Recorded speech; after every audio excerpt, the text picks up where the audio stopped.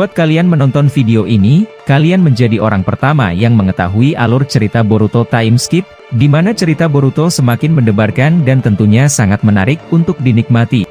Di video ini, admin akan memberikan spoiler manga Boruto Chapter 4. Admin bersumberkan dari beberapa teori dan spekulasi, kemudian admin jadikan dalam bentuk cerita. Jika kalian belum menonton video sebelumnya, admin sarankan untuk tonton terlebih dahulu, agar kalian dapat memahami dan menikmati video ini. Jadi kalau begitu, langsung saja kita ke videonya, let's go. Cerita dimulai dari pertikaian antara Sarada dan Kawaki sudah mencapai puncak. Saat itu Sarada berkata, "Dan seperti yang pernah kusinggung padamu, dialah yang membuat semua kerusuhan dan onar saat ini. Mau bagaimanapun, dia tidak lain adalah orang luar yang bermasalah dan tidak tahu malu." Mendengar kata tajam dari Sarada itu, Kawaki marah dan berkata, "Aku rasa ucapanmu semakin kasar ya Sarada, aku semakin bersemangat untuk membunuhmu saat ini juga." Setelah Kawaki mengucapkan itu, dia terbang menuju arah langit dan mengaktifkan tanda karmanya, dan juga mengaktifkan doujutsu milik Ishiki. Saat itu, Kawaki mengeluarkan sebuah shinjutsu yang berbahaya, yaitu ribuan batang besi tajam di atas kepalanya. Saat itu Kawaki berkata kepada mereka semua, "Aku rasa, ini adalah salam perpisahan buat kalian semua. Aku senang mengenal kalian, tapi secara nyata kalian juga adalah orang yang mengganggu rencanaku. Aku harap kalian bersenang-senanglah setelah terkena serangan ini." Setelah mengatakan itu, Kawaki menghujani mereka semua dengan ratusan tombak besi tajam dari atas langit, hingga membuat suara ledakan yang besar hingga terdengar di telinga Shikamaru yang sedang memimpin rapat darurat penting bersama petinggi desa. Saat itu Shikamaru bertanya pada tim sensor, "Apa yang terjadi sebenarnya dan dari mana sumber ledakan itu?" Saat itu, tim sensor mengatakan, "Kami masih mengidentifikasi sumber ledakan itu, tapi yang pasti, itu bukan ulah dari Sumeaka milik Code." Kembali ke pertempuran Kawaki dan yang lainnya. Saat itu Kawaki sudah merasa kalau mereka semua sudah terkena ribuan tombak tajam dari serangannya, tapi pada saat Kawaki melihat ke bawah yang penuh dengan abu akibat efek serangannya harus dibuat kaget. Kawaki tidak melihat apapun.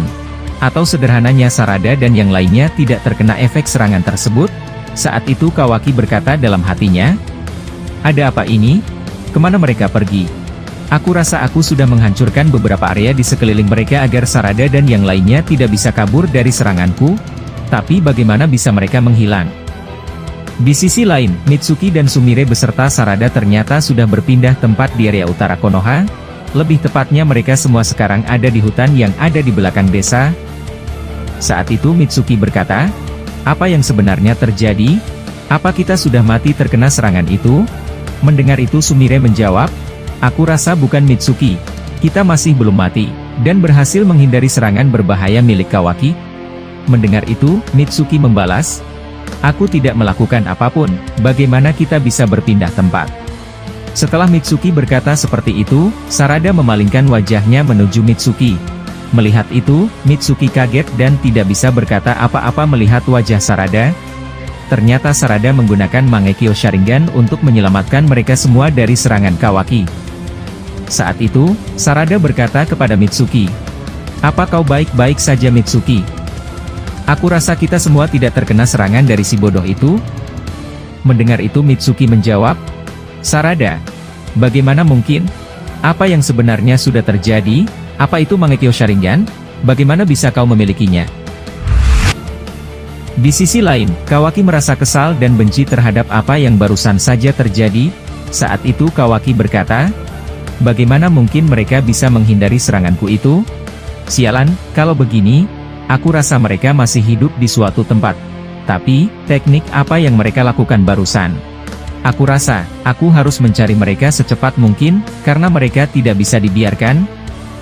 Di saat Kawaki hendak pergi, dia dijumpai oleh beberapa anbu. Salah satu anbu berkata, "Aku mendapatkan perintah dari Hokage, dan mendengarkan ledakan di sini. Apa yang sebenarnya terjadi Kawaki? Aku tidak melihat Sumeaka Code di dekatmu, jadi ledakan apa barusan tadi di sini?" Mendengar itu, Kawaki menjawab, "Maaf, aku hanya meluapkan emosiku kepada satu Sumeaka Code, jadi aku menghancurkannya dengan serangan yang besar. Hanya itu, tidak lebih."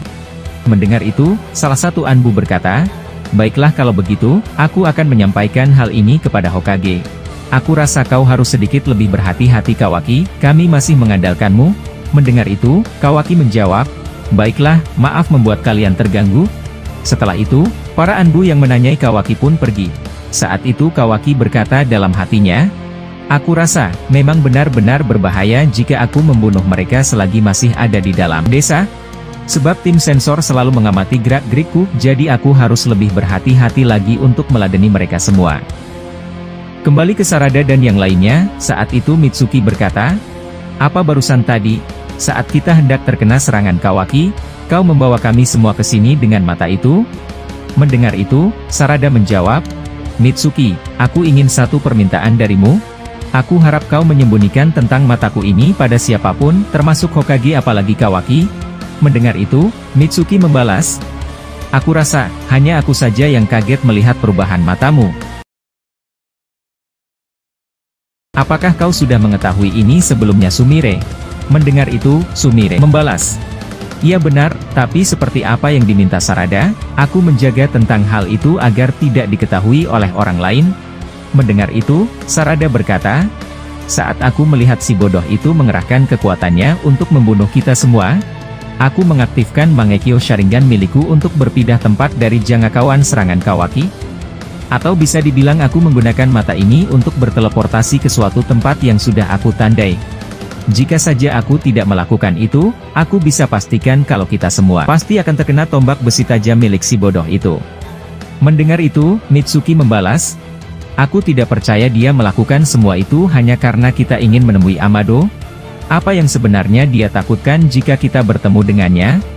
Aku rasa, aku semakin yakin dan percaya, bahwa ada yang tidak beres selama ini dari Kawaki.